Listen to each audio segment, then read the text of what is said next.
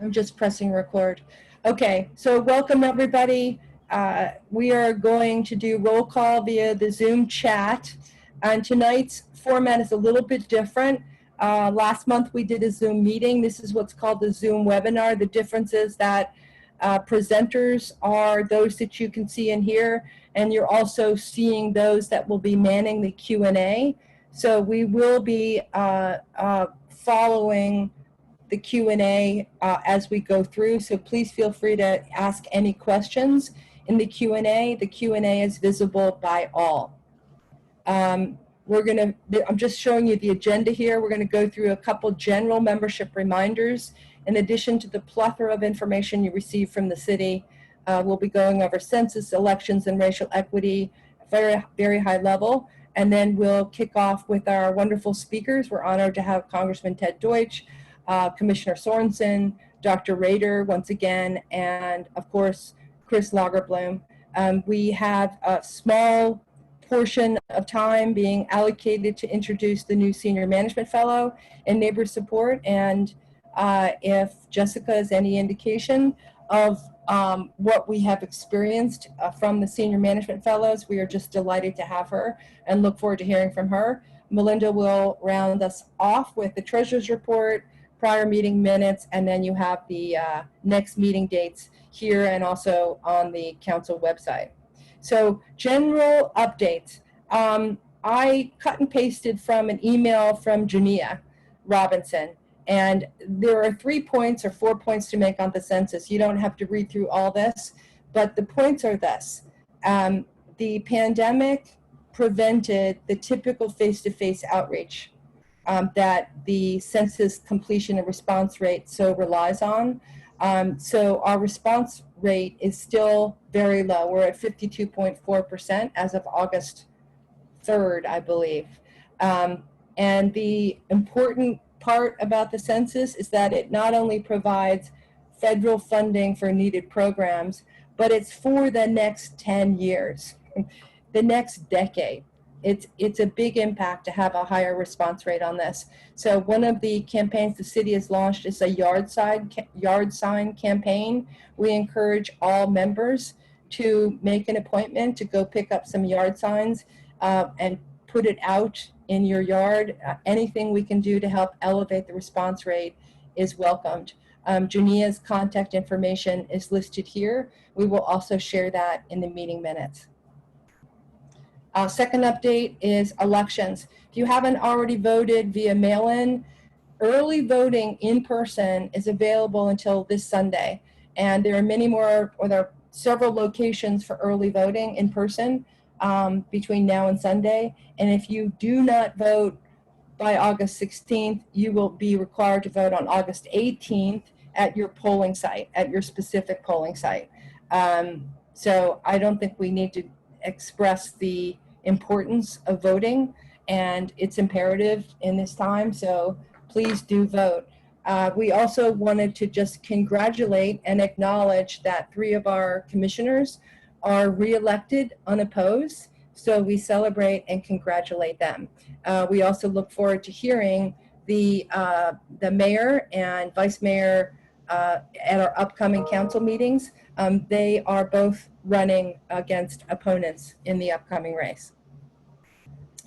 Last general update before I introduce our first speaker is on racial equity. So this is just a broad statement about a broad position the council is taking on racial equity, and basically that is this: we stand against racial injustice and inequality, and we also feel we have the responsibility to do more.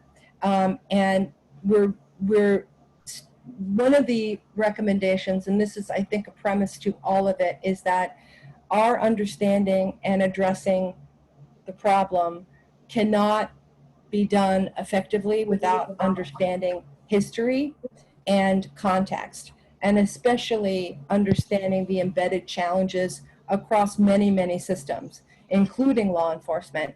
I think, and I don't know to what degree this is evident to all, but we are very pleased with the leadership that the city has shown and the several courageous conversations taking place. There's a lot of great work underway. I want to just call out specifically City Manager Lagerbloom and Commissioner Sorensen for their work in this area. With that, and I am not tracking chat or Q&A, so I will rely on you guys, Keith, Mary, and Jim, to let me know if I need to take any action. Do we have Congressman Deutch here? Pauline, Yes? if I may, at some point, can you please do a roll call of the board members? Because since we're not all attendees, I can't see for the minutes which board members are here 100%. Christina, can we wait till the end and we'll do that if you don't mind? Okay. I'm not sure that's how the process works, but sure. Okay. Christina, I'm going to ask you to.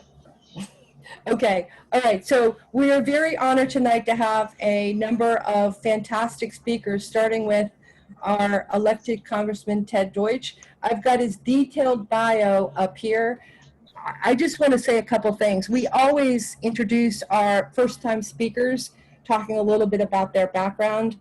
And I learned a couple things reading through Congressman Deutsch's bio, and I just want to point out a couple things. He is serving in his 6th term in Congress.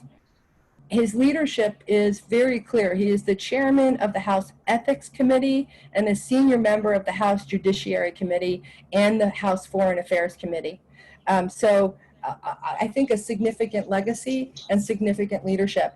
And I think just as a point of fact in terms of intergenerational legacy, he is the youngest son of a World War II veteran who earned a Purple Heart at the Battle of the Bulge. I just thought that was great. With that, I'm going to stop my screen share and turn it over to Congressman Deutch to give us a general update on what's going on in DC and anything else he wants to talk about. Congressman, the floor is yours. Thanks very much, Colleen, I think. Yes. Oh, there we go. All right, great. Let me just do one thing so I can see if I can see everyone. Great. I appreciate it, and President Lockwood, I appreciate it. Thanks to all of the lighting is a little weird. I apologize for that. But thanks to all the great neighborhood association leaders that we have on the call. I appreciate the opportunity to join you. I'm thrilled that you invited me. And Colleen, I don't like when people read my bio. It's not. I don't think it's very interesting. But if they do, I really like them to acknowledge my dad, and so I'm really grateful for that. My dad, it was just National Purple Heart Day, and it was a chance to think about my dad and the piece of shrapnel that went through his helmet in the Battle of the Bulge, and all of the brave Americans who were injured on the battlefield. And while this is not what you invited me to talk about, I will just take a moment with all of you.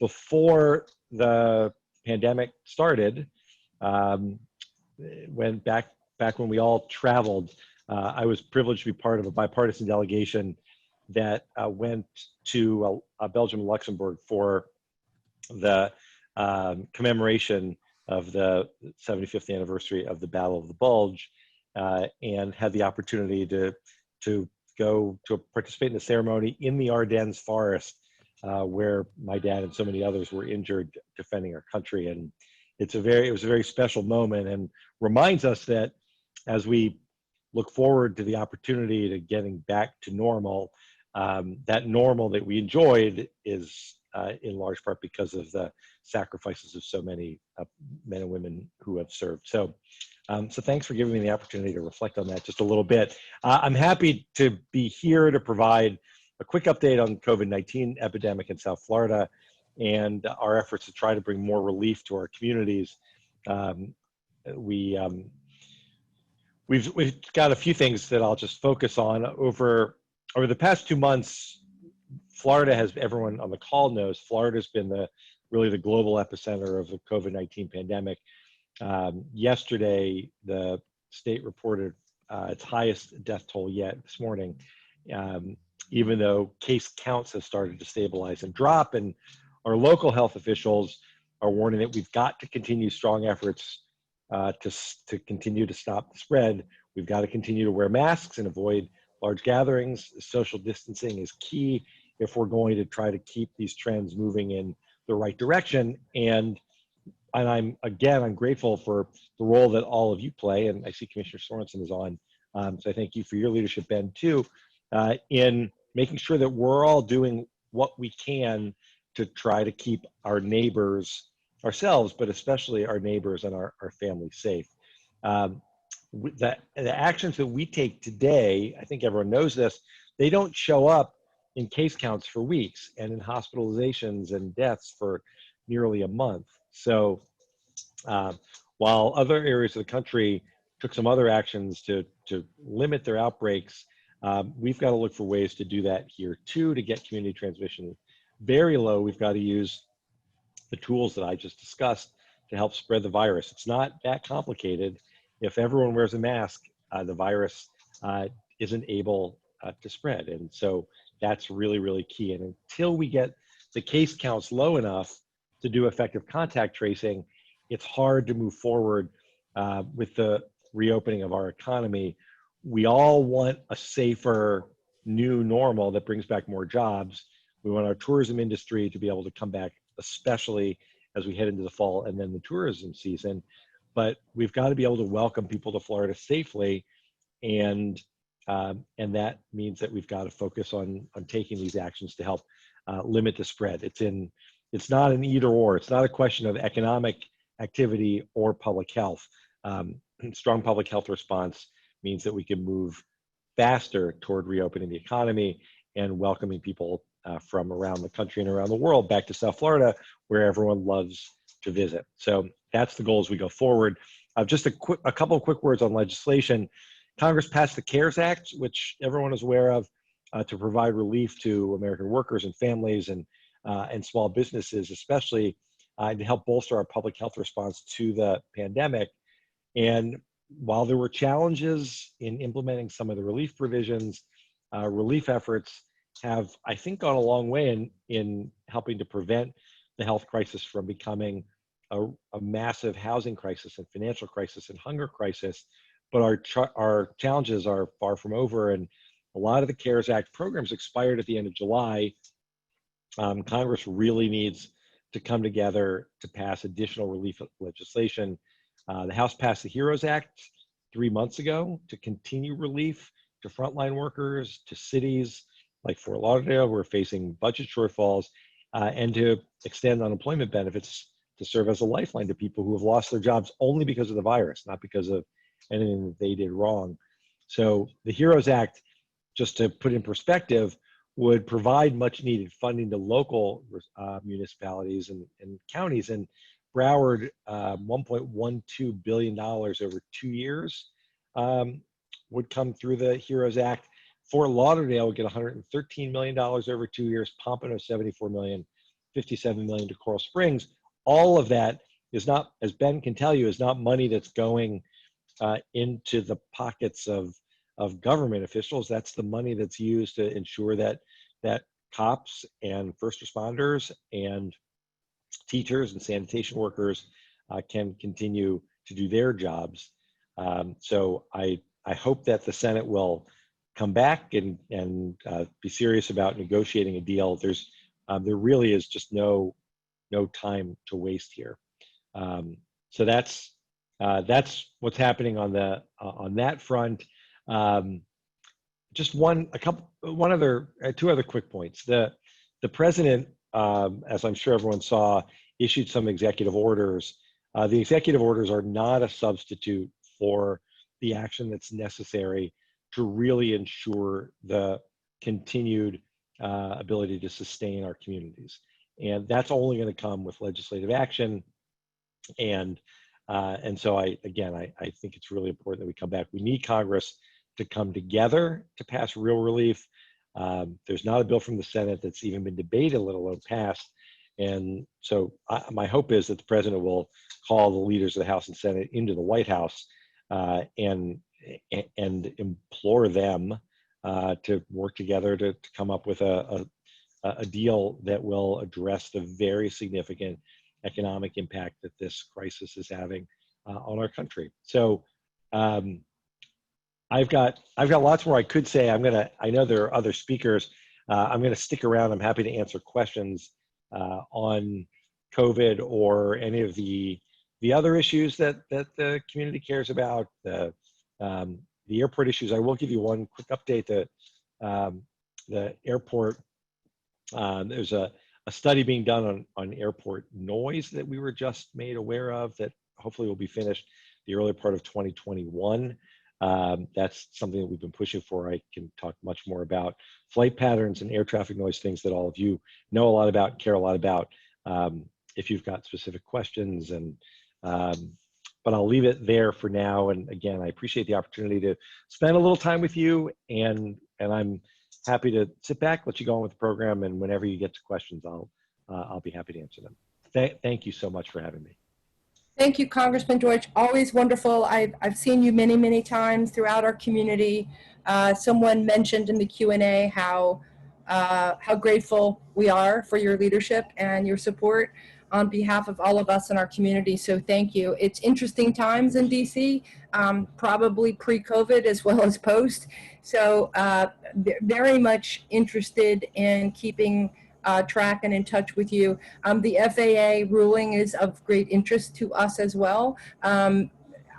We'd love to hear a little bit more about that if it wouldn't take too long. And I would invite all participants, please ask your questions of the Congressman in the Q&A so he can address those specifically. We'll give him another 5 minutes or so if we have any other questions, and then we'll go to our next speaker. Thank you, Congressman. Sure. No, I'm happy to offer a few thoughts. The City Commission, as we all know, submitted comments to the FAA on flight paths from the airport. Comments obviously describe departures from the airport, haven't adhered to existing flight procedures, and so the flight procedures have planes departing east out of the airport and heading out over the Atlantic. Planes departing to the west are supposed to fly over industrial areas to minimize impacts on noise-sensitive areas, but the controllers, this is something I've learned a lot about, much of it from Ben, frankly. The FAA controllers have been vectoring aircraft over residential areas at low altitude. Flights taking off to the west are instructed to take the immediate right-hand turn to the north and northeast, and that has planes flying very low over residential communities. Planes taking off to the east are instructed to make a series of turns that result in also low altitude flights. So the FAA is currently working on implementing the Metroplex Next Gen project in South Florida. That will increase predictability and efficiency of air traffic when you have satellite-based navigation.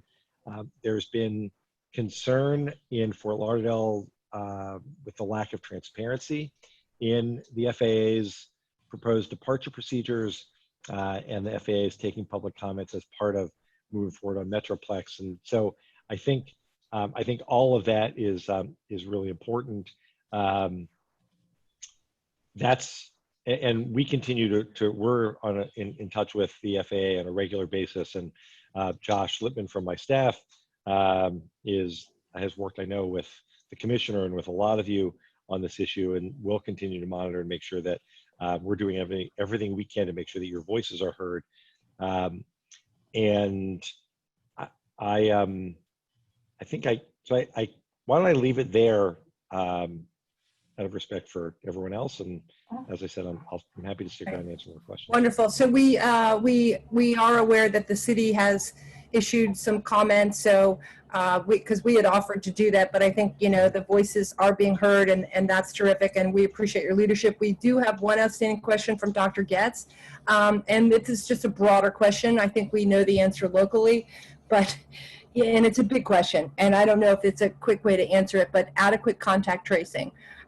Do the state or the feds, has there been an investment in that to hire tracers? Where do we stand on that? I know the vaccine is in phase 3. We're looking good for that. And so that's very promising. Contact tracing is a whole other beast. If you could just talk to that briefly.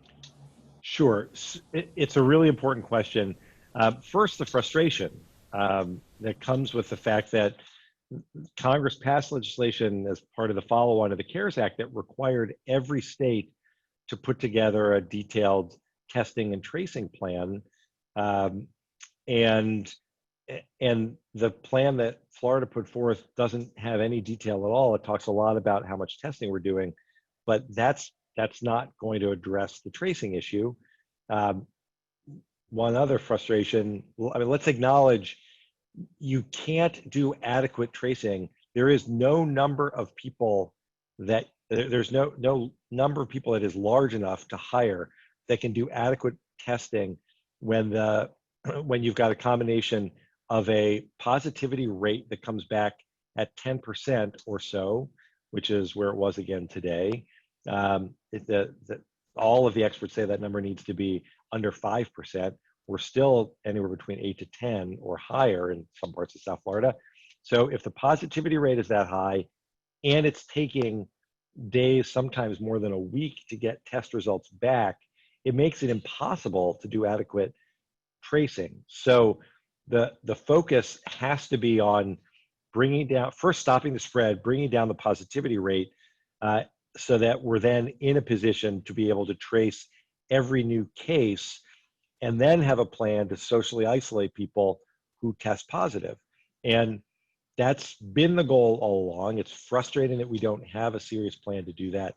On a county by county basis, yes, they're hiring more tracers and more community health workers who need to be a key part of this, but they, as I said before, they can't adequately do their job if it's taking so long to get back test results, and there are so many people who are testing positive. So it starts, for us to get to an adequate tracing plan, we need to bring down the level of community spread, and that starts with everyone wearing masks and not rushing forward to reopen more, especially bars where the scientists tell us the largest amount of spread comes from. Right. Wonderful, wonderful. It feels at times like a bit of a whack-a-mole game. There's just so much to tackle, but you're right. The response rates, the response times on testing is another big factor. So we applaud your efforts and don't envy your shoes. But we thank you. We look forward to seeing you, hopefully personally in Fleet Week next year. We'll see if that happens next May. But with that, thank you very, very much. Any other questions for the Congressman? Folks, feel free to enter them in the Q&A. With that, we will transition to our next wonderful speaker, Commissioner Sorensen. Congratulations on being reelected unopposed, and also for bringing the Congressman here to us tonight. We appreciate that. I will turn the floor over to you.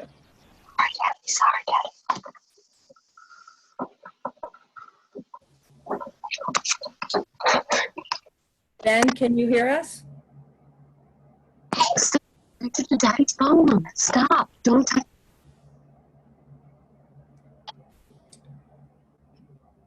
Ben, can you hear us? There we go. Colleen, sorry, were you cueing me? Yes, you are. Thank you. I apologize. My audio went out for a moment. So thank you, Congressman Deutch. Thank you for being here. Appreciate your continued partnership on, you mentioned airport, but it's a host of things we're working on together. So thank you, and thank you, Brandy, for helping make this possible. Colleen, I wanted to touch on kind of 3 topics, if that's all right. So as you and I talked about, I'll talk about COVID first, then homelessness, then FLPD, and happy to take questions. Is that good? Perfect. Okay, perfect. And we got City Manager Chris Lagerbloom on here as well. So Chris, thanks for being here. And Chris can quickly correct or add better insight into a lot of what I'm talking about. So thank you, Chris. So first, COVID, I think Congressman Deutch really covered it well. What we're doing in the city is we are really taking enforcement of the county orders very seriously and adding increased enforcement. So whether it's people walking around in common spaces in condos that are not wearing masks, or whether it's businesses that are not following the proper guidelines, please call the customer service number for our city, 828, let's look at the number, 828-8000, to file any complaints when you see people not doing the right thing. Feel free to email, text me, call me as well. This is not optional. People know what they need to be doing, and they need to be doing the right thing to protect us all. So that continues. Look, this is continues to be a massive pandemic that is ravaging the world, that has severe consequences. We don't know the ultimate long-term consequences of this. So I have people telling me, hey, Ben, everyone's going to get it. Don't worry about it. Just get it now, get it over with. Horrible attitude, horrible thought process. We have folks that are testing positive, that are coming out, going to the hospital, getting, cured, fine. They're testing negative, then they pop positive again, they come back and they've died. I mean, this is, when I'm talking to frontline pulmonologists, epidemiologists in Broward County, they are very, very concerned about this. They don't know the long-term impacts. And also a lot of our folks, when I talk to pulmonologists, we have two little girls, right? Anna and I have a 3-year-old and a 6-year-old. There's no way I'm sending my girls to school. Absolutely not right now. Anyone that tells you children are immune or cannot get COVID-19, talk to physicians who have seen children die in Broward County. So it's just not true. Children get it, children pass it. The viral load, viral content in children is incredibly high. Schools are not run by 5-year-olds. Schools are run by 40-year-olds, 50-year-olds, 60-year-olds, 70-year-olds. One of our daughter's teachers is very high-risk individual. So the idea of my daughter being back and her basically being okay, but then maybe passing it to the teacher is not acceptable. And I just cannot support doing something like that. So I think we need to continue to be very aggressive on this, and we as a city are going to do everything we can. We're somewhat limited, for example, and it's something I apologize for regularly, is our testing in the city. And Chris, correct me if I'm wrong on this, but we're in partnership with state labs to actually run the testing and so forth. And so when you go to Holiday Park or you go to other city sites to get tested, the wait time can be days. And we wish it could be faster, but I think we're very limited in how we can turn that around. Chris, am I right on a kind of a turnaround time, some of the frustrations we've had? Yes, you are correct. We have had some complaints along the way. When I give my update, I'll give an update sort of where we are today with those response times. They are much better, but I'll let you finish, and then I won't steal your thunder. I'll add to it. Okay, great. Thanks. So that's where we are with COVID. Again, look, I mean, my view is I think we need to be more aggressive, but that's just me. I'm just one of several on the commission. So in the meantime, just enforcement. So I'll pause there, Colleen. I'm happy to go on to the next topic of homelessness, or I can pause and just take some questions on this topic. We'll let folks enter questions in the Q&A. I think you're fine to move on to the next topic. Thank you. Great. So homelessness. Homelessness is increasing in Fort Lauderdale. It's increasing around the country, especially in urban cores. We see increased numbers of homeless. And we got someone much smarter on COVID-19 than I. Dr. Rajter's on the line. He's a great resource, obviously. It's increasing. So what are we going to do about it? Well, the ultimate solution to homelessness is more homes. We in the city need more affordable housing, more workforce housing. This is something that I'm very passionate about. And as soon as I got elected, my belief is that we take city land that's has a possibility, and we turn that city land into affordable and workforce housing. We turn basically what the wave would be into workforce housing. We're going to continue doing that as much as I can encourage our commission to do that. There's two properties that I'm currently very interested in the city land. One of them is called Broadview, which is kind of out west, and we have the opportunity to develop that into workforce affordable housing to the tune of possibly 750 to 1,000 affordable housing units, workforce housing units. That's the kind of lift that we need. That's what I'm most excited about. So I'm going to continue to churn and burn on those opportunities. Now, in the short term, for homelessness, we have limited options. So our shelter space is close to maxed out, and we're also very limited on available affordable and workforce housing units. So we're constantly working with Broward County. I'm leading almost every other week calls with our chief of police, Broward County, city manager, city leadership to figure out what can we do about Stranahan Park and so forth. So we have case managers, supportive services engaged. One of the real challenges we're facing at Stranahan Park in downtown, and I've faced on 17th Street when I've been out there, sat in chairs, hung out with folks on 17th and Federal, is many of these folks now do not want help. They do not want services. They do not want support. I was out on 17th Street. This was a couple months ago, a couple veterans that are sitting there homeless. And I said, look, we can get, especially veteran, we can get you into an apartment like that. Ben, I don't want to go anywhere. Why don't you want to go anywhere? I'm going to lose my freedom. How are you going to lose your freedom? We're going to drop you a key. You're going to have a key. You'll be able to come and go as you like.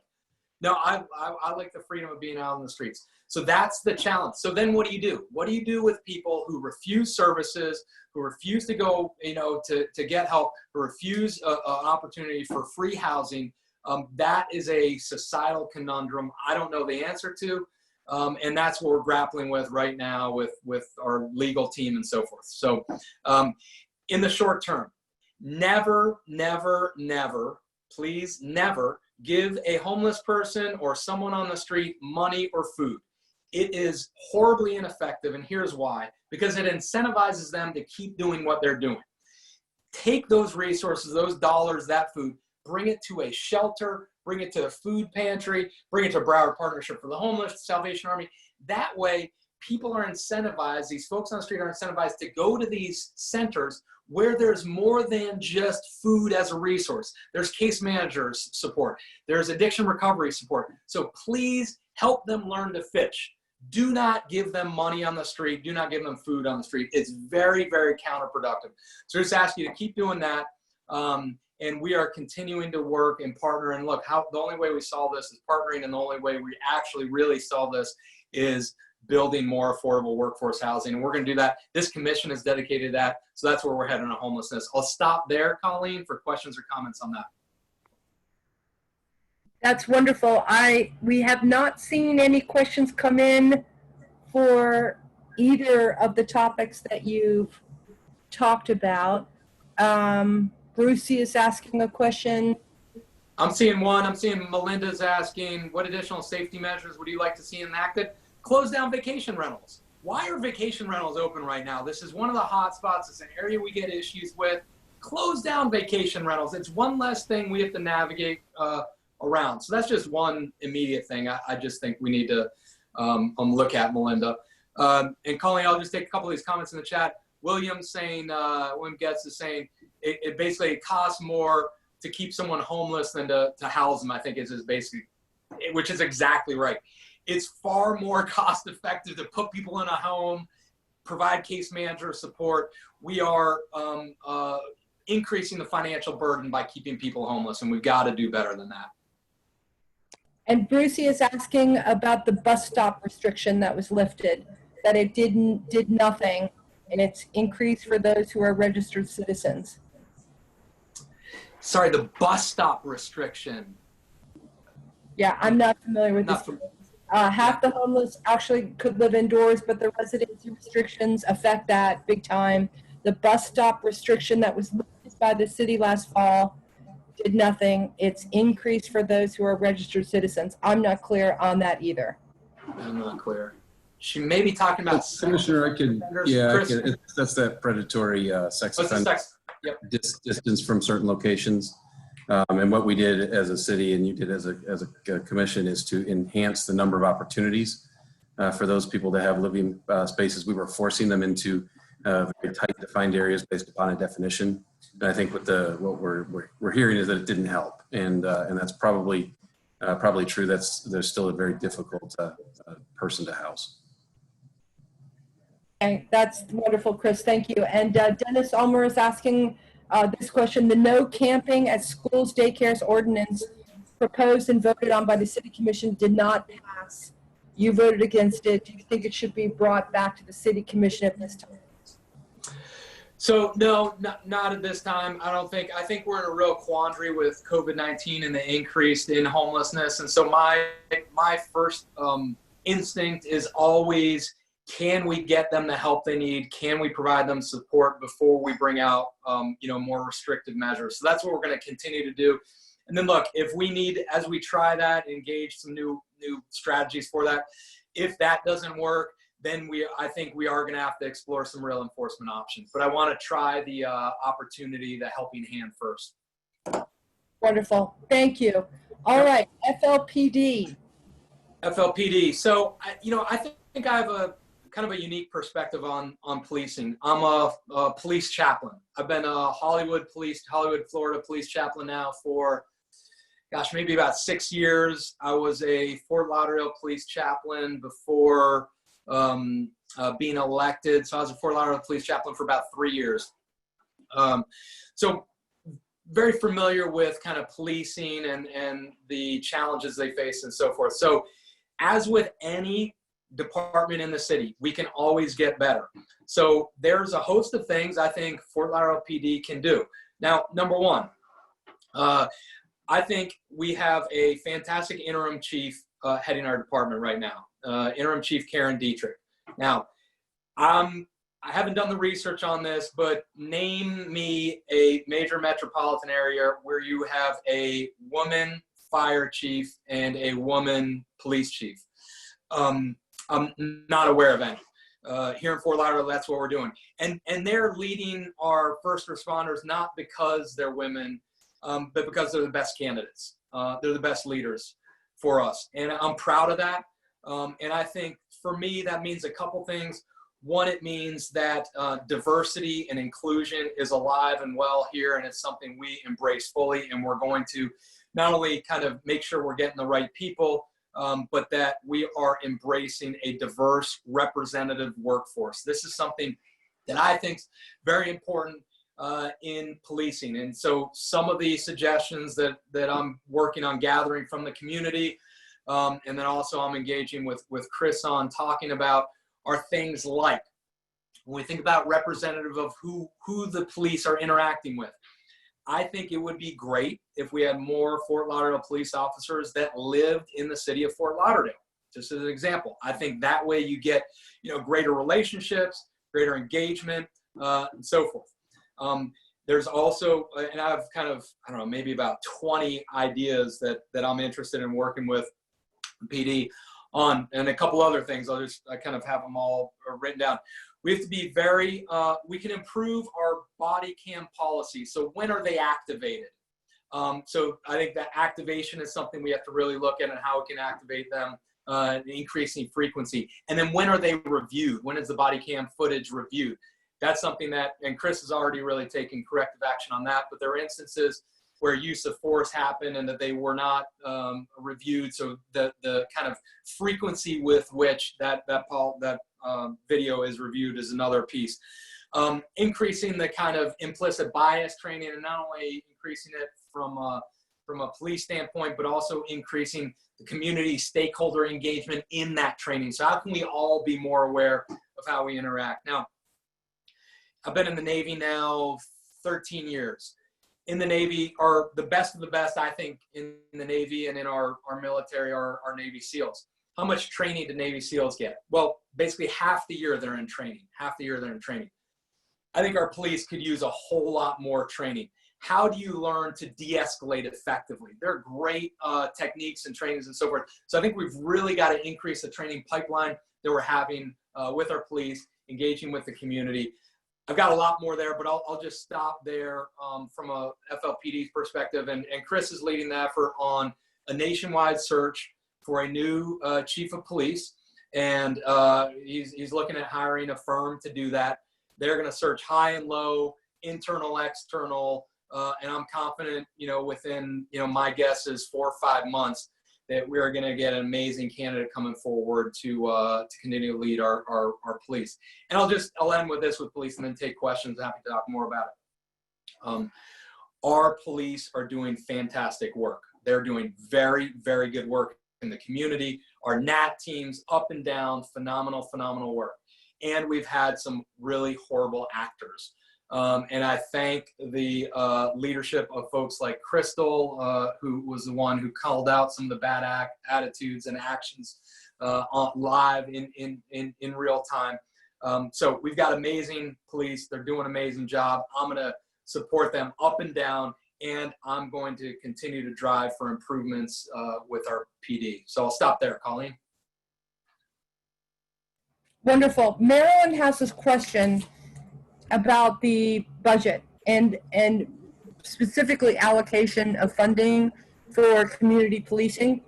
I think, and I don't want to answer on your behalf, but we are going to be talking about specific recommendations at some point. That tonight may not be the right forum for that, but if you want to just talk generally speaking about some of the thoughts you have, if things have not been reviewed at the commission level, I don't know if it's appropriate, but if you want to speak to some of your thoughts about some of the things that you've been considering, you're welcome to talk about those. Yeah, thanks.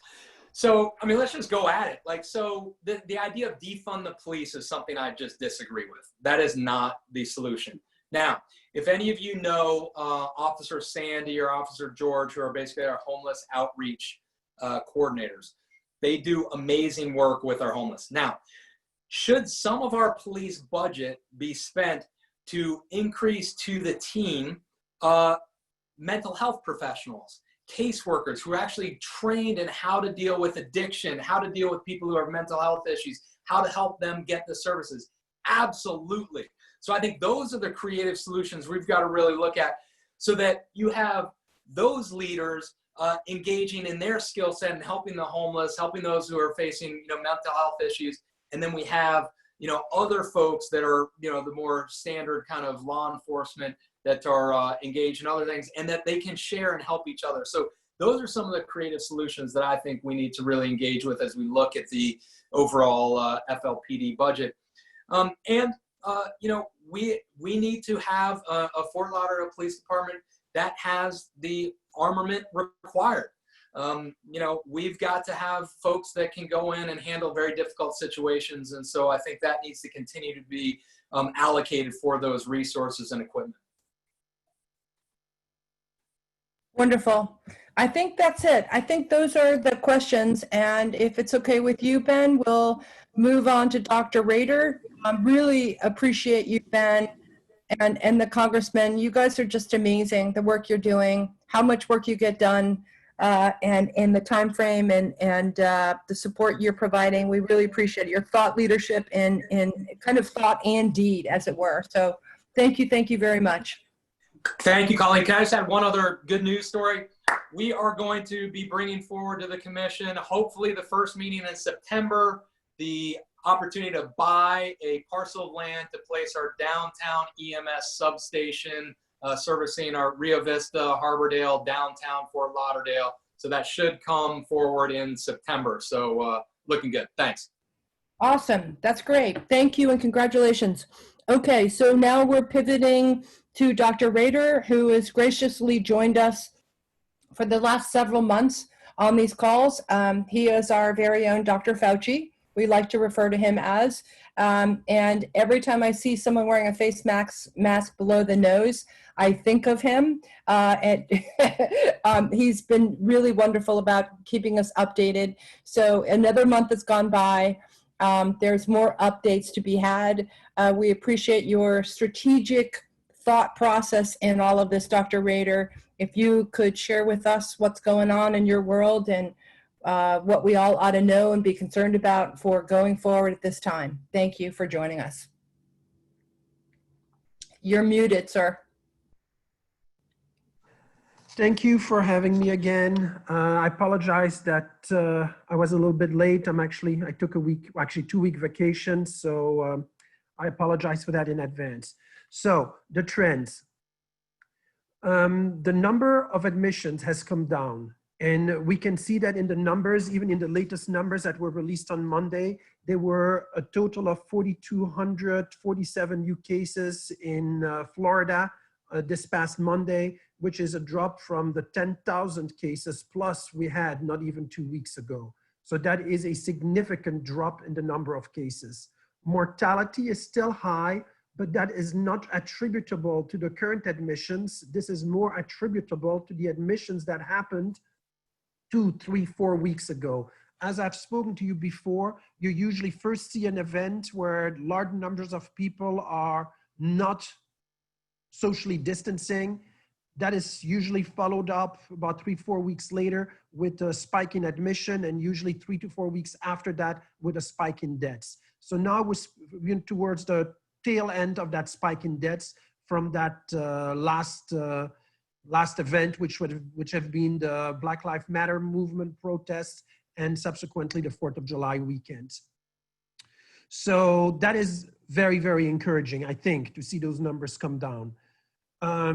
What I have looked up is the median age currently, because those were questions that were asked at the prior meeting. The current median age in Broward County has actually come down. The median age is actually 39. It's no longer 60, 70, 80 like we had in the beginning of the pandemic. That is a definite change. Also, as of this past Monday, the positive rate of testing. So for every individual we test, 9.5% of those in Broward County test positive. In Miami-Dade, as of Monday, that was 10.7%, and in Palm Beach, that was 7.3%. So these numbers are also lower from what we saw before, where these numbers were approaching and even going beyond 20% in Miami-Dade at one point. So the positive rate is coming down, which is good.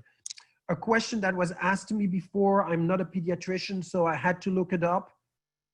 As far as children, 15% of children that are tested have tested positive for COVID-19. For Florida, that amounts to about 18,000 children. Of those 18,000 children, just shy of that, tested in Florida that tested positive, 45% of them were in South Florida, which means Miami-Dade, Broward County, and Palm Beach. For Miami-Dade, that was about 8,800 children. For Broward County, about 6,300 children. And for Palm Beach, about 2,800 children. When we look at the overall death for COVID-19, as the number of cases are also high in South Florida, 44% of all reported deaths for COVID-19 so far have been in South Florida. If you look at the children specifically, there were 436 children that had been hospitalized with COVID-19, so they fare much better than the adults do, and we know that. But still, there are 133 children that have died due to COVID-19 in Florida alone. So these are really the numbers, you know, that are the most recent numbers released as of Monday.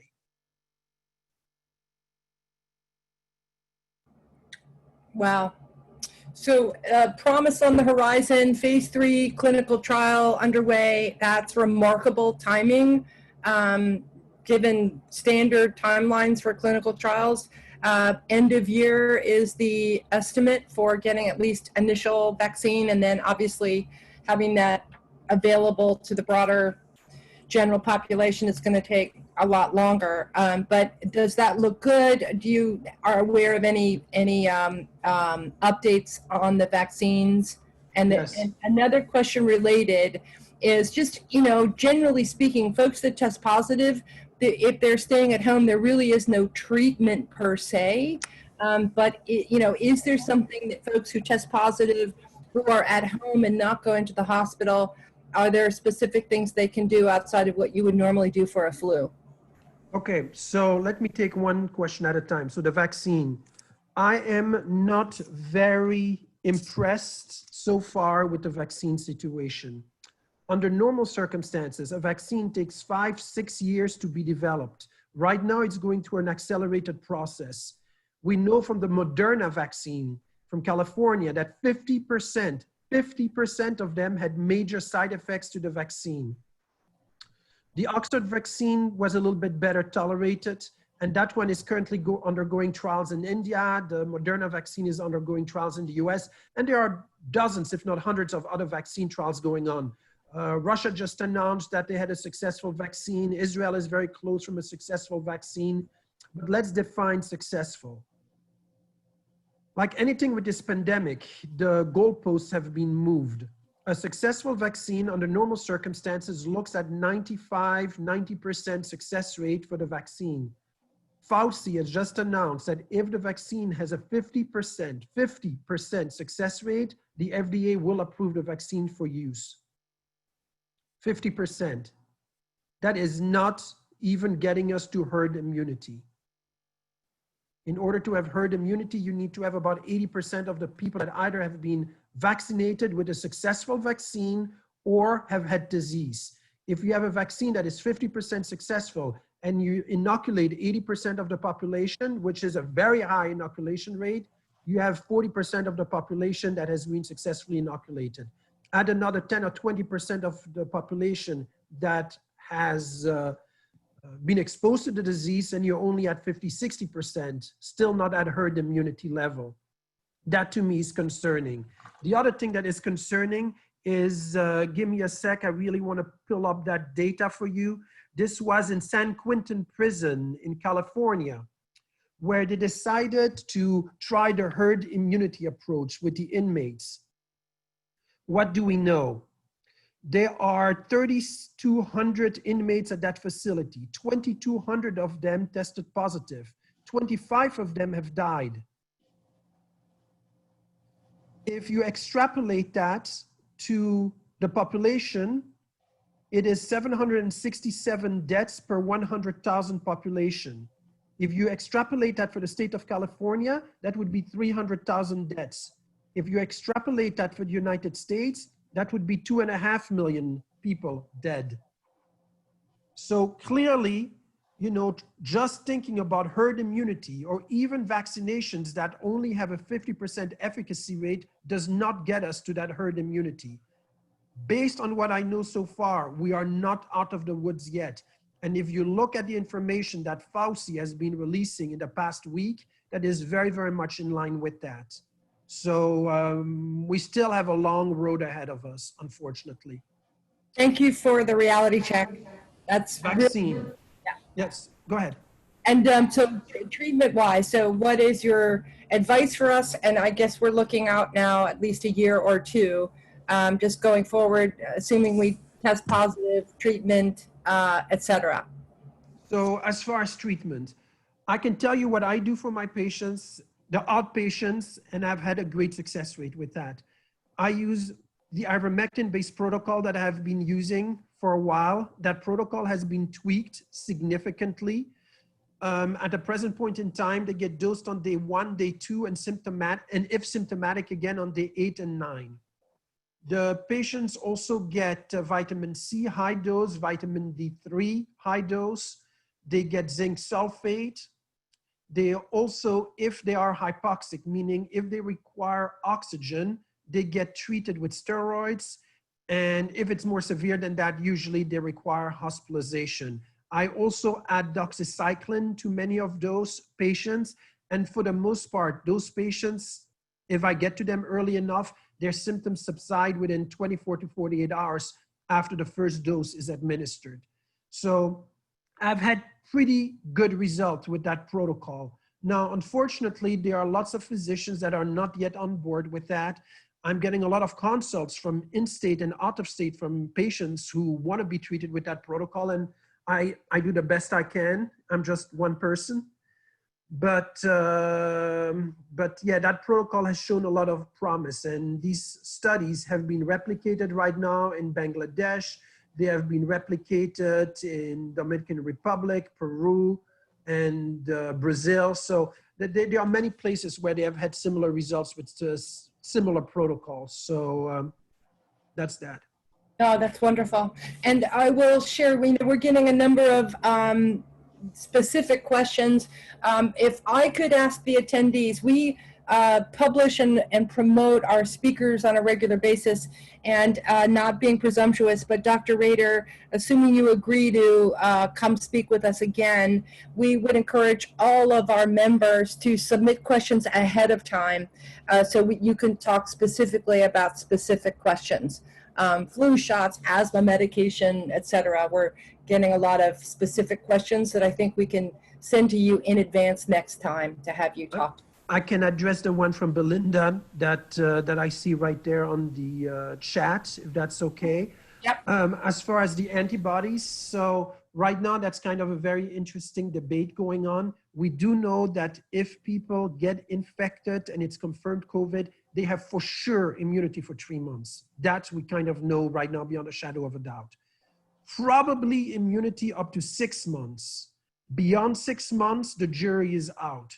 There are some people, and there are some very specific cases of healthcare providers, 2 of them that I know of, for example, that were published from Israel, where they were COVID positive, they were treated, you know, they got whatever the treatment du jour was, they got better, and about 4 months later, they had a reinfection.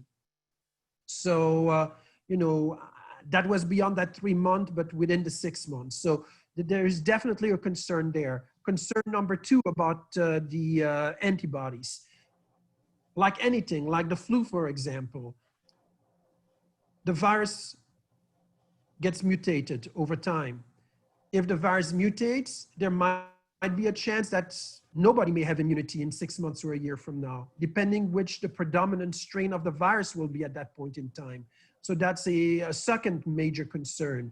So there are definitely some concerns as far as how long will the immunity persist after a vaccine or after having had a positive test and confirmed antibody positive.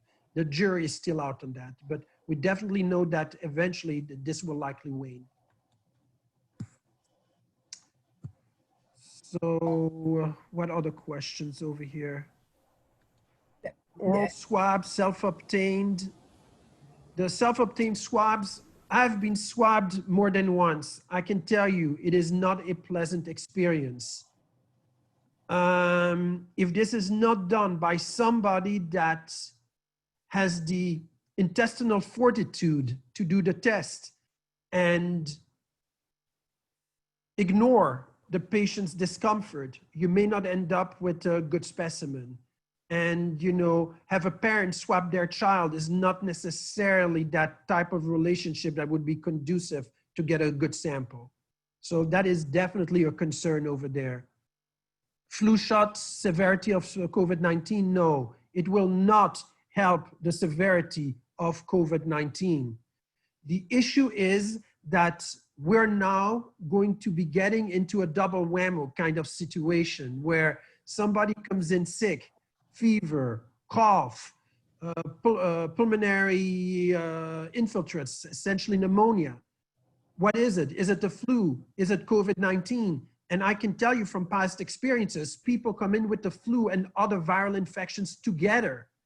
It is not uncommon to have more than one viral infection. Hence, I think it would be important, especially important this year, to make sure that we have a stellar vaccination program for the flu. Because if we don't, yes, people can come in with COVID-19 and the flu and presumably have a much worse outcome. So it's not that one will make the other one worse, but you can end up with both of them, which obviously would be worse. Ivermectin isn't recommended by any professional organization. No, it isn't. And it doesn't have an emergency use authorization. No, it does not. Editorials, the New England Journal and JAMA. Let's talk about that. There were 2 articles that were published very recently regarding hydroxychloroquine.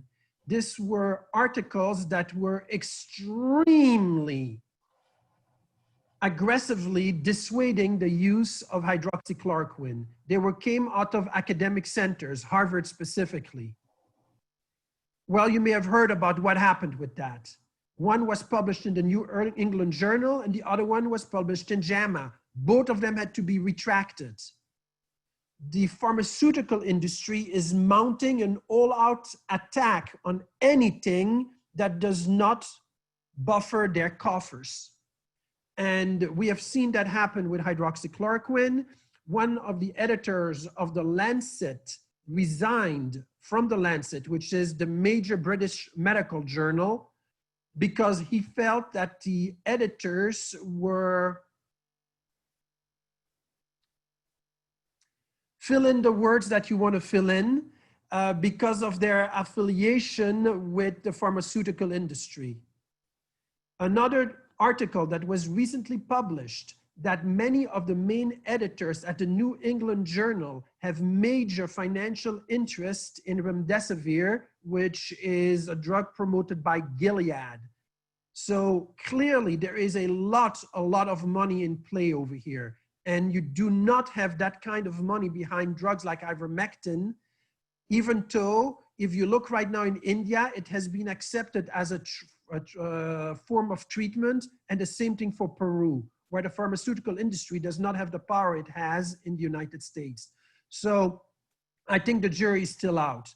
I'm not going to say that it is a silver bullet that's going to kill this horrible vampire, but I do say that this is definitely something that needs to be further investigated.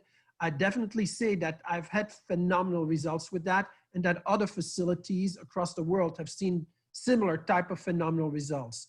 But once again, since there is no money stream going into this drug, that kind of limits the ability to do good controlled, randomized controlled trials, and that is sad.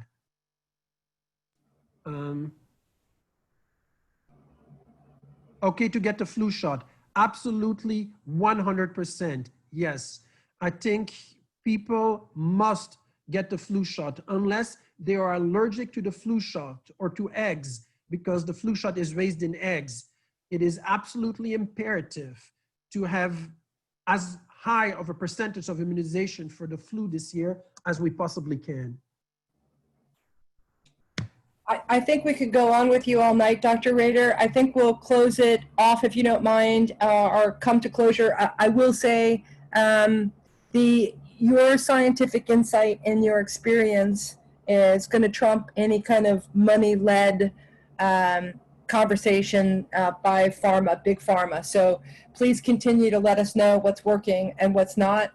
And we hope for more encouragement going forward. I guess we're still not safe, and we won't be for quite a while. Really, really valuable insight. Thank you, sir. Very wonderful to have you again this evening.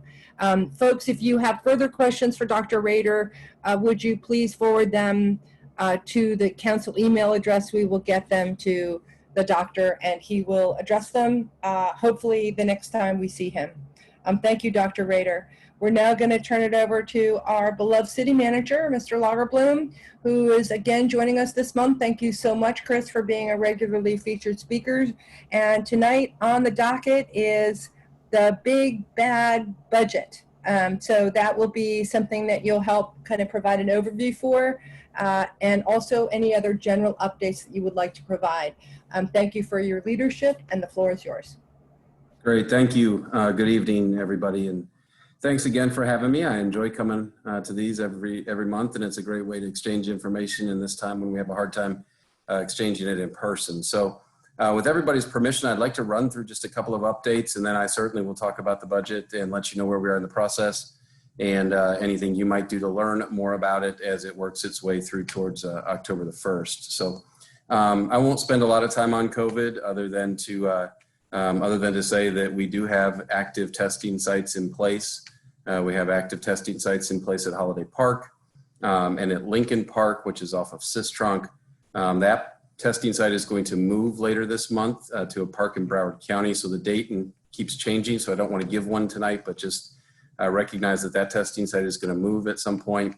And hot off the press, I talked with the Department of Emergency Management earlier today, about 3:30 this afternoon, and Fort Lauderdale will be a recipient of an antigen testing site, hopefully later this week. And so that will add a different complexity to the testing with hopefully much quicker results.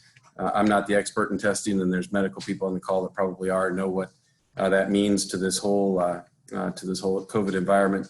But obviously the state has told me they're interested in testing as many as they can at as reasonable a cost as they can. And this is just one more thing that they want to add to that testing arsenal. Not sure where it will be yet. We'll make that decision tomorrow morning at about 9:30. And once we figure it out, it's this balance of trying to keep recreation facilities open and doing testing at the same time. So allow us to work through that, and we'll provide more updates there. I can tell you that we as a city have positioned ourselves well to be recipients of some pass-through dollars through the county for COVID CARES funding. We, like the other Broward County cities, have worked very hard at advocating for a distribution to the municipalities through the county. We've delivered a plan to the county as to how we think that might work. And now we're waiting on the county to respond as to whether or not they agree with our rationale. So stand by for that, but know that we are in the trenches fighting for municipalities when it comes to COVID CARES funds. I'll probably leave my COVID remarks at that, since it's been a topic of discussion amongst many tonight, but just know that we're keeping up as much as we can.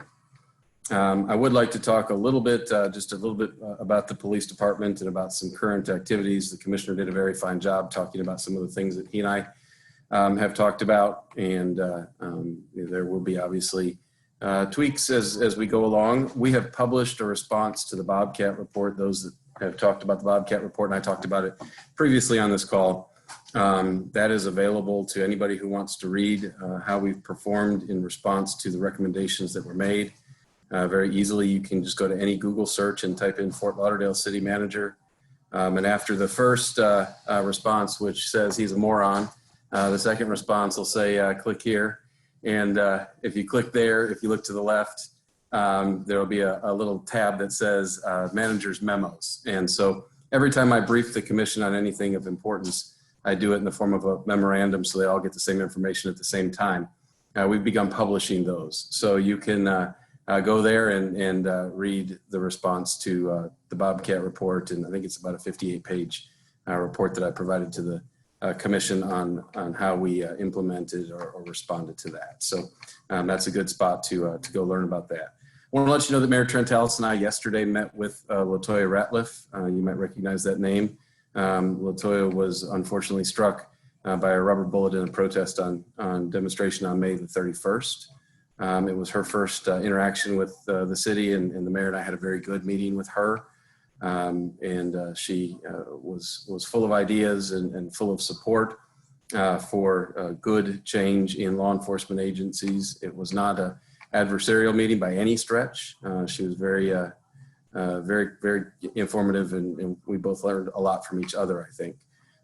She, contrary to what we've seen sometimes in the media, where, when's she going to talk to who? She is very open and willing to talking to our investigators after September the 1st, and we'll certainly arrange for that. But again, a very positive first step in our meeting with her. Sort of connected, sort of not connected, but I do want to throw it out there since it was something that Colleen led with, is the whole notion of racial equity and social justice. That's something that's important to our organization, obviously, as was highlighted by some of the remarks of Commissioner Sorensen. But I want to tell you, we're going to take it even one step further than that. And as a city, obviously, the policy setters are our leaders. That's our elected officials. And our managers are the leaders of organizations that respond to the policy that they set. And I was honored and quickly accepted our Broward City County Management Association's request to chair a subcommittee on racial equity and social justice. And we are putting in place policy statements and other action items dealing with law enforcement recruiting, police oversight board, standardized training, in implicit bias type training for elected officials, appointed officials, and employees countywide. And we want to take this to something so that the dialogue and the discussion is not a 2-month event that dies, and that is one that is embraced countywide. And I can tell you that I put together a very diverse subcommittee, and it's got great representation from all different aspects and areas of Broward County. And it's a privilege to work on that topic on behalf of the managers of the 31 cities and the county administrator in Broward County. So it's good to be a part of that. I want to touch quickly, I think she's on the call. I had a great opportunity to finally make good on the Coffee with Chris opportunity with Stephanie Tonsfeld last week. We were able to get together and spend a couple hours. It was a very delightful conversation, one I hope that can be replicated and one that I would hope that if any of you would want to do the same thing, that you just reach out and give me a phone call, and we'll figure out how to set that up. I learned as much as maybe I provided, and that's usually how those things work. So thank you, Stephanie, for that.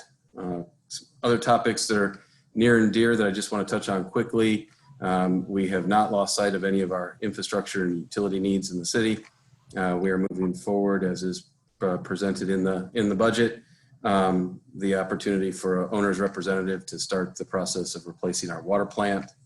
We are in the process this week of installing some of the largest sewer pipe as a part of that 7.5 mile project. There's 72-inch tunnels being dug even as we speak between Victoria Park and Beverly Heights, and that is one of the largest segments of that project. It is ahead of schedule, and we're making great progress. As far as environmental recovery, we hope to have environmental assessment reports ready to be published within the next month or so.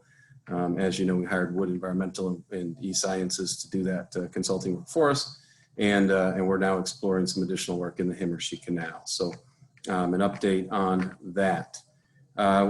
Want to not forget that we're in the middle of storm season, and you know, we just prepared for one this last week, and Isaias spared us and didn't do much other than a couple of leaves fell out of the trees maybe.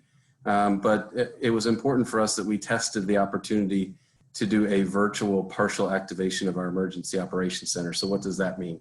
That means that typically when we prepare for these storms, about 65 to 70 of us go to the same building that's very hardened for a hurricane to hit.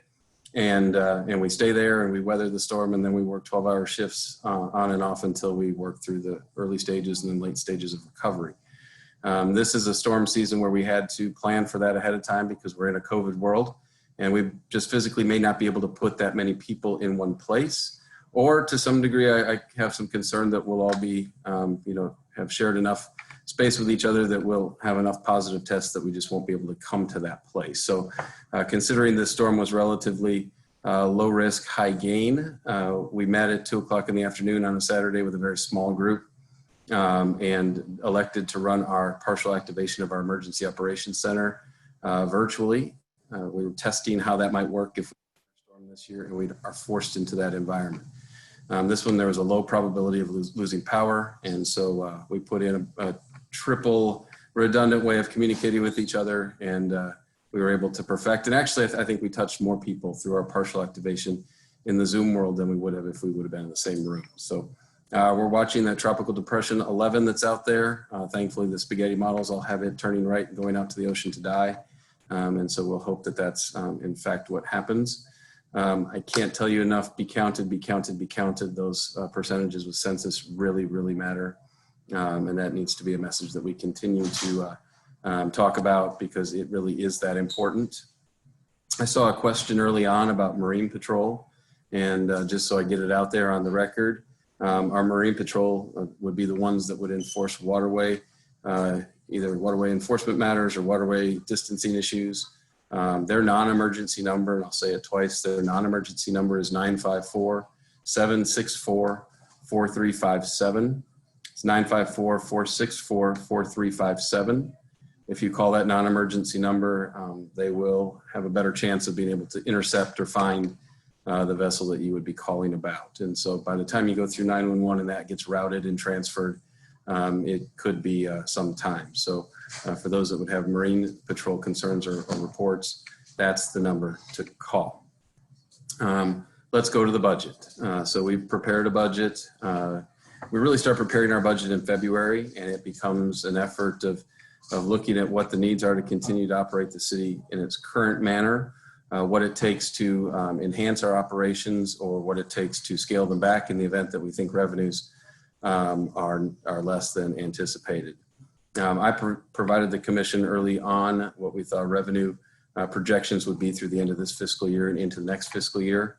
The good news at this point, after looking at the third quarter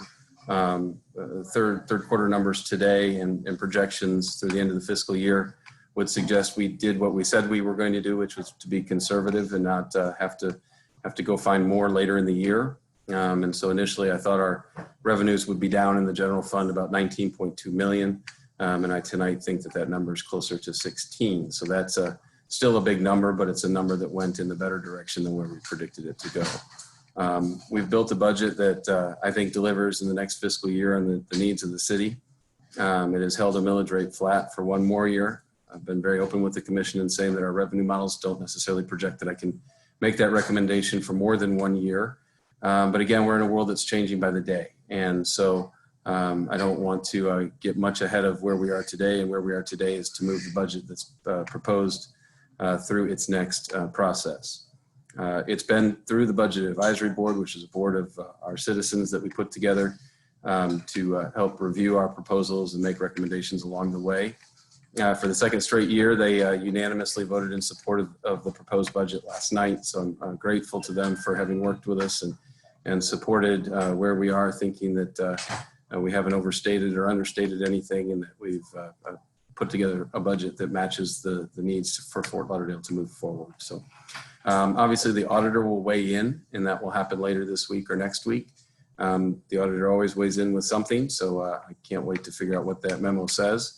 And we'll be prepared to address whatever his encouragement or concerns are. It will be then in front of the commission with a joint meeting of the Budget Advisory Board and City Commission next Tuesday. And then it works its way through public hearings in September.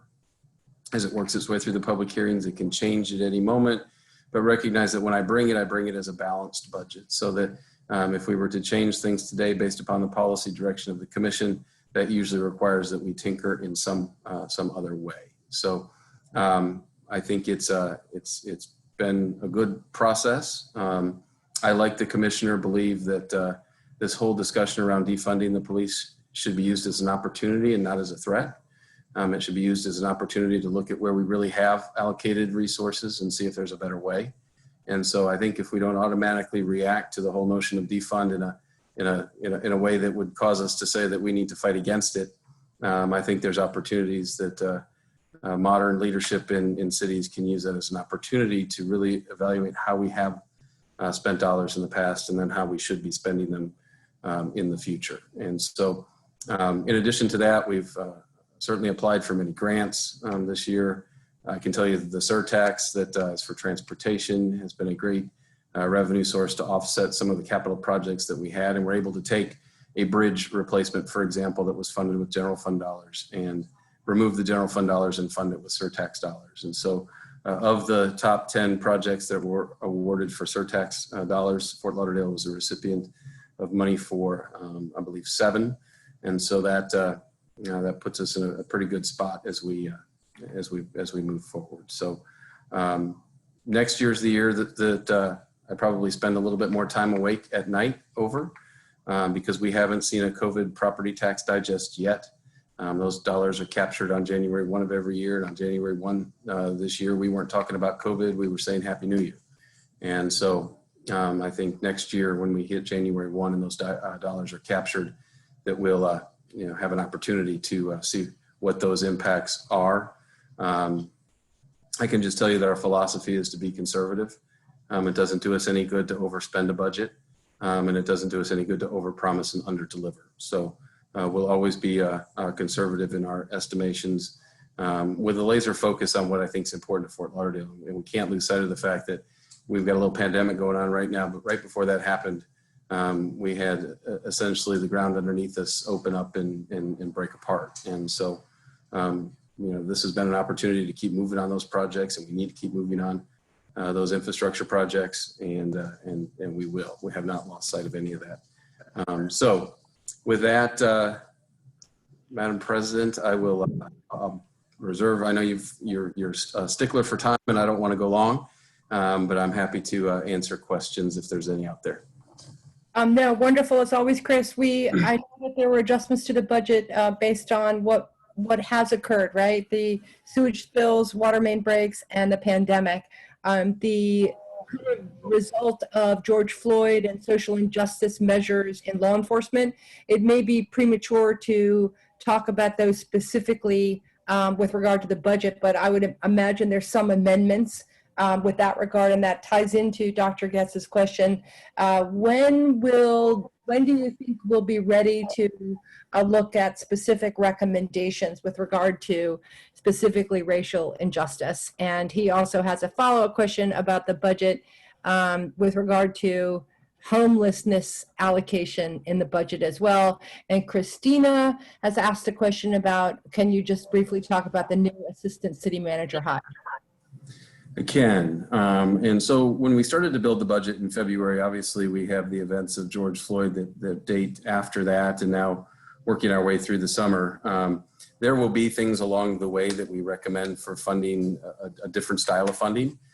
Keeping in mind too that our budget is one that is fluid enough that if you watch the first meeting of every month, we do a budget amendment, a consolidated budget amendment. So yes, there will be the opportunity to highlight very specific examples of funding allocations that have either been changed or are in support of different things along the way. That was one question. And what was the second question about the budget? Allocation for homelessness, I think. Oh, homelessness. Yeah. You know, this commission has committed more than any of the other 30 cities in Broward County has to homelessness, in addition to the what the county commits. It was a little staggering to hear last week when I was on a conference call with some of the homeless experts with Broward County, to hear a number that I had heard 4 years ago as to what's it cost annually to get to this thing we call functional zero. And it's functional zero because we never will really get to actual zero.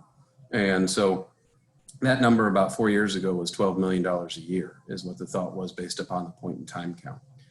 Based upon where we are now with available either rapid rehousing or permanent supportive housing, where we are this year, that number countywide is pushing 20 million, and it may be even a little bit more than that. And so I applaud our commission for having committed $1 million to homelessness efforts and outreach in the last 2 consecutive fiscal years.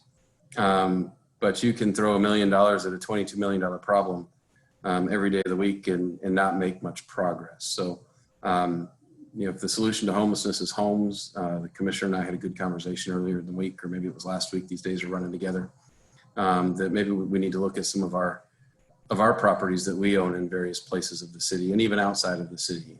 Believe it or not, the city has real estate holdings in some of our surrounding cities, and look at where there's places that we can put our money where our mouth is and bring land to a affordable and workforce housing type deals. So between continuing to look at best path into some type of supportive housing, as well as delivering of services, partnership with the county, and hopefully the partnership with the other 30 cities in Broward County, we can start to chip away at it and also come from a perspective of bringing resources to the table that would allow housing to be constructed, not in a fashion where all of a sudden it's all placed in one place and it's real dense and one area is the recipient, but so that it becomes just an accepted part of who we are as a community and what our fabric is as a community, so that it comes and is just a part of us and doesn't have to be separated and tucked off to the side. So obviously any support we can get from Broward County, as they're the main recipient of the dollars that come from the state and the federal government to deal with homelessness, that is support that we would take. But that's really where we are from a homelessness perspective. Let me talk just quickly about Greg Chavaria. And Greg, you're going to find to be a bundle of energy and a breath of fresh air and bright eyes in the city of Fort Lauderdale. Greg's a public servant by heart, and most currently the city manager in the city of Hallandale Beach. Prior to that, he served as assistant city manager in Hallandale Beach and has a very sound technology and team building background. He's implemented 2 enterprise resource platforms, which is something that Fort Lauderdale is going through right now. He's a very energetic and passionate leader. And I think we will enjoy him. For my every bit of no tone in my presentation style, you'll get tone in Greg Chavaria's presentation style. So I'm excited to have him join us on September 2nd and really building a leadership team that will take this city and hopefully bring us into the future with some stability and and the right fit. So I'm excited to have Greg joining our organization. He and Tarlisha Smith will be the two assistant city managers in the city, and I couldn't ask for two better folks. Any other questions? Not at this time. I think we've got one here. What services, if any, might we lose in a conservative budget? That's a broad So when you look at services, I guess the way to answer that question is, there's always nice to have and always want to have. And so, you know, we're doing our best right now to not dilute anything to the point where it's you either have or you have not. You know, the budget, without going into a tremendous amount of details, one of those documents that we've talked about it before, that's built with a general fund, which is largely supported with taxpayers' revenues and other revenue streams. And then there's these different operating enterprise funds that are self-sufficient through either ratepayers or fees or other fees for service. You know, the ones that are driven by fees for service are the ones that likely don't have as much impact as those that are funded by the general fund. Obviously, when I look to the general fund, I look to those that provide for the public safety of our community first, because I think at its core, that's something we have no choice but to provide. You know, then we'll look at places where we can be creative. And you know, I can't really put my finger on and say this is the first to go. So far, I haven't had to say that. We've found ways to have, you know, very bright people work on a very difficult problem that came up with really good solutions. But if we get to that place, then we will, you know, we'll look at what's nice to have and what is something we don't have to have. But I can promise you that your trash will be picked up. You'll have clean drinking water. We'll treat wastewater. When you dial 911, somebody's coming. And, you know, we'll make sure that all of those things that are critical for a city to succeed remain in place. Bottom line, let's all stay safe and get out of this as quickly as we can, so it comes back. So a lot of what you talk about, Chris, has to do with dollars and cents. A lot of it also has to do with strategic, creative approaches to solving problems. So hats off to you, your work and your leadership in racial equity. We look forward to having you back and invite the assistant city managers to join us at an upcoming meeting as well. Really appreciate it. Folks, anyone else with questions? Again, we encourage, you know, pre-meeting questions to be submitted, but assuming Chris will join us again next month, we can follow up with him with any specific questions that we did not get answered tonight. With that, thank you, Chris, and we will move on. We appreciate you. Thank you. Thank you. All of our speakers tonight. You all were amazing. Okay. So before we turn back to council business, we have one last person to say hello. Neighborhood Support, led by Hal Barnes, has an amazing team, and their newest addition is a senior management fellow who harkens from Kansas City, I believe. I'm not quite sure about that. We've offered to give her the floor for a minute or two to say hello, introduce herself, and tell us a little bit about what she's going to be working on. With that, I will introduce and welcome Jessica Wilkes to the floor. Awesome. Thank you so much. Can you guys hear me? Yes, we can hear you. Okay, perfect. Yes, thank you so much for introducing me. I am from Kansas, but I'm actually born and raised from Wichita, Kansas. A little bit smaller than Kansas City for sure, but I loved growing up there. And the last several years, I was a student at Kansas State University, and I worked at a homeless shelter there in Manhattan, Kansas. And so that was one big reason why I was really drawn to Fort Lauderdale, as well as all of the community-driven programs that you have in homelessness prevention that we're working on here in this community. And so I'm really excited to be a part of this great city that is so community-driven, and to be a part of a team that's working on those pretty difficult problems and trying to find unique solutions too. I originally got my degree because I wanted to just be a public servant and see in what way that I can kind of help build a community and bring about change and learn from people that do it all the time. So I am really excited to be a part of this team and to meet all of you and to work at making some complex problems and develop those solutions. That's wonderful, Jessica. Well, we heartily welcome you. We look forward to working with you. And like you said, I mean, just figuring out that wicked problem is half the battle, and appreciate your efforts and resource that will be devoted to handling it. And you're joining a stellar team. We have wonderful people at the city. We're very blessed to have all of them, and welcome aboard. We thank you for being here tonight. Thank you so much. All right, folks. So we're going to go to General Counsel business, and Melinda, I will share the treasurer's report and have you talk about that if I can find it and pull it up. In the meantime, I will introduce Melinda Bowker, treasurer of the council. Thank you so much, Colleen. And I think I can share here. Can you guys see that? Perfect. Okay. So, yeah, unlike Chris, I have a bit of a smaller budget to report on, but I think the city is 850 million, and right now we're dealing with about 12,000 at the council level, but still very important to keep our eye on this. Our total in all of our counts as of today, August 11, is $11,867. As I've said before, we've got the money in two places, our SunTrust primary business checking account and also the PayPal account, where a lot of you have been paying recently, particularly due to COVID.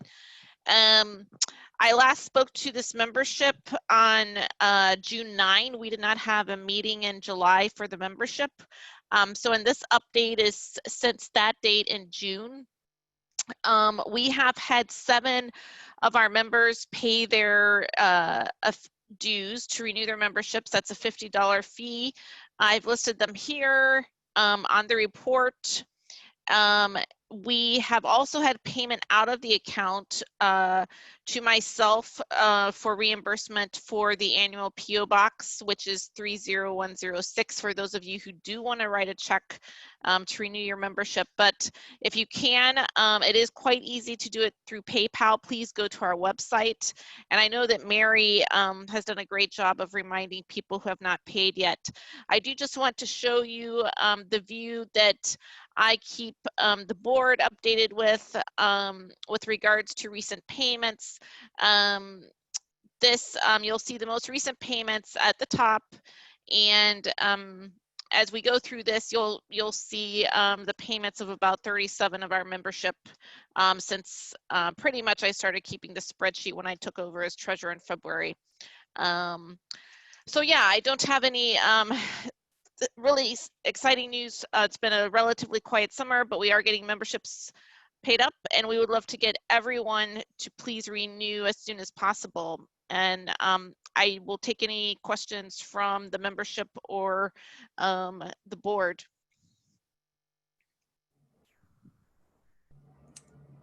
I think that's wonderful, Melinda. Okay. The report is accepted. Appreciate it. Okay. So I have promoted all board members to panelists, so you can be seen and heard now. And going forward, I think that's what we'll do for future meetings, given the feedback on not having you be present at the very beginning. With that, we have one last item to vote on, and that is the review and acceptance of the prior meeting minutes.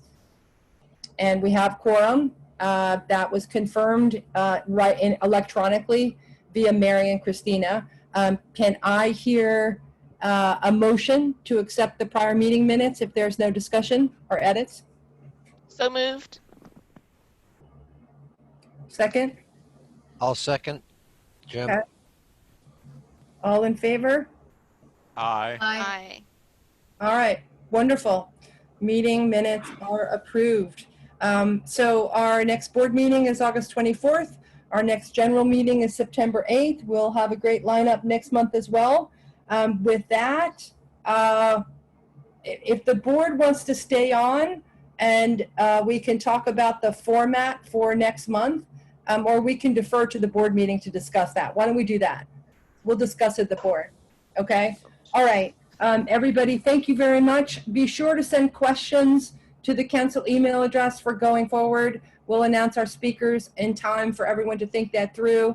I want to thank our Q&A folks, Keith, Jim, and Mary, Christina and Mary for taking the roll call. Our wonderful speakers, they were amazing, and a special welcome to Jessica. With that, I thank you all and have a great evening. We will share the recording of this meeting and the minutes after we conclude. Okay. Good night. Bye. Good night. Thank you. Bye.